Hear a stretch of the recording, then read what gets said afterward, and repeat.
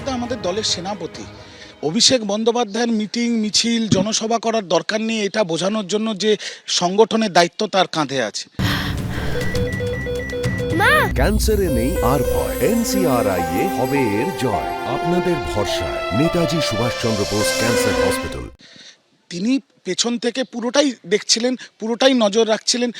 যখন 27শে ফেব্রুয়ারি দলনেত্রী মমতা বন্দ্যোপাধ্যায় ভুতুরে ভোটারের যে লিস্ট প্রকাশ করেছিল, আপনাদের কি মনে হয় তার পেছনে অভিষেক বন্দ্যোপাধ্যায় বা আইপ্যাকের অবদান নেই? বিরাট অবদান আছে। আমাদের সর্বশ্রদ্ধেয় সভাপতি সুব্রত বক্সী তিনি পরিষ্কার বলেছেন উনি সবার নেতা, উনি আমাদের নেতা।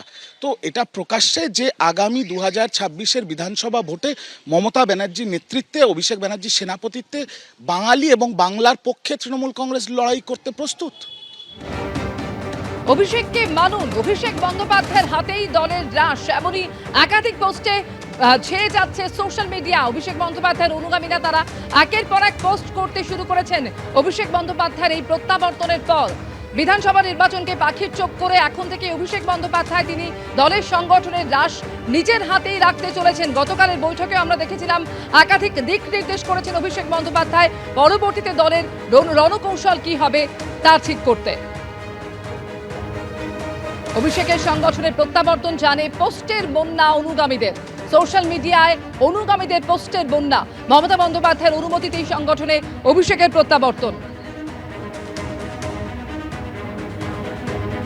এর আগে সর্বোচ্চ নেতৃত্বের মধ্যে দূরত্ব নিয়ে একাধিক জল্পনা তৈরি হয়, কিন্তু সেই যাবতীয় জল্পনায় জল ঢেলে অভিষেক বন্দ্যোপাধ্যায়ের কামব্যাক বলছেন এটাকে অনেকেই, এবং জানিয়ে সোশ্যাল মিডিয়ায় একের পর এক পোস্টে ছেয়ে গিয়েছে অভিষেক বন্দ্যোপাধ্যায়কে নিয়ে।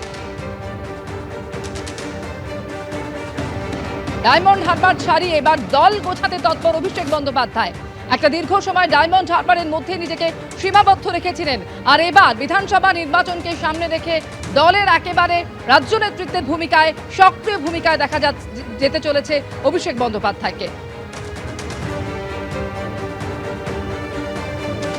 কয়েকটি পোস্ট আপনাদের সামনে রেখেছি। অভিষেক বন্দ্যোপাধ্যায় জিন্দাবাদ, অভিষেক বন্দ্যোপাধ্যায়ের হাতেই দলের রাশ, আগামীকে মানতে হলো।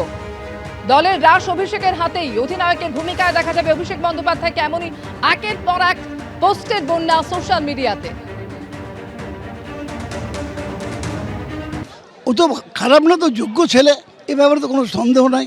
ও কাজের ছেলে, ও এর আগেও অনেকগুলো আন্দোলন করেছে, সেই আন্দোলনগুলো সফল হয়েছে। আমাদের করুক, তবে আমাদের আলটিমেটলি সকলের কাছে একটা বড় প্রশ্ন থাকে, অনেকে জিজ্ঞেস করে মমতা বড় না অভিষেক বড়। এই প্রশ্নের মধ্যে আমি যাব না।